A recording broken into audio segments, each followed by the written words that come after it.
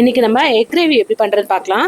அதுக்கு ஒரு பேனை ஹீட் ஆகிட்டு நல்லெண்ணெய் ஆட் பண்ணியிருக்கேன். நான் 2 ஸ்பூனு கடுகு சோம்பு போட்டு நல்லா தாளிச்சிக்கலாம்.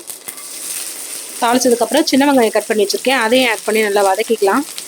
ஒரு கொத்து கருவேப்பிலையும் ஆட் பண்ணுறேன். நான் எல்லாம் நல்லா வதங்கி வந்ததுக்கப்புறம் பெருங்காயம் ஒரு பிஞ்ச் ஆட் பண்ணுறேன்.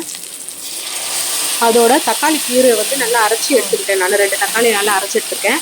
அதை இதில் ஆட் பண்ணிக்கலாம். நம்ம எல்லாம் நல்லா வதங்கி பச்சை வாசனை போக கொதிச்சு வரட்டும்.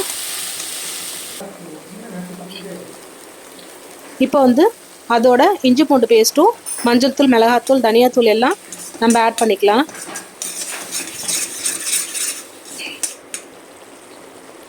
எல்லாம் நல்லா கொதிச்சு வந்துருச்சு. உப்பு நான் ஆட் பண்ணிக்கிறேன். இதுக்கு திக்னஸ் கொடுக்கறதுக்காக தேவையான மசாலா வந்து அரைச்சி எடுத்துக்கலாம்.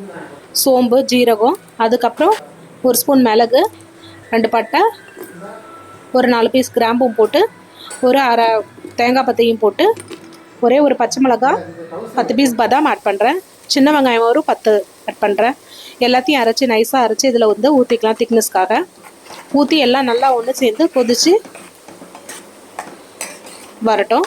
வந்ததுக்கப்புறம் லாஸ்ட்டாக வந்து நம்ம எக்கை வந்து பாயில் பண்ணி வச்சுருக்கேன். நான் நல்லா உடச்சி ஊற்றியும் பண்ணலாம். நான் இன்றைக்கி வந்து பாயில் பண்ணி கட் பண்ணி போடுறேன்.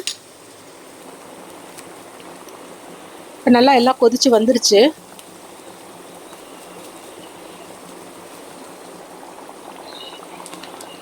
ஃபைனலாக வந்து எக்கு ஆட் பண்ணிக்கிறேன். நான் எக்கு வந்து இந்த மசாலாவில் ஒரு 5 மினிட்ஸ் வந்து நல்லா கொதிச்சு வரட்டும்.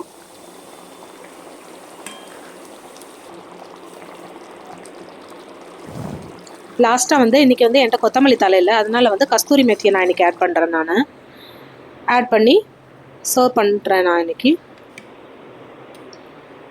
தேங்க்ஸ் ஃபார் வாட்சிங்.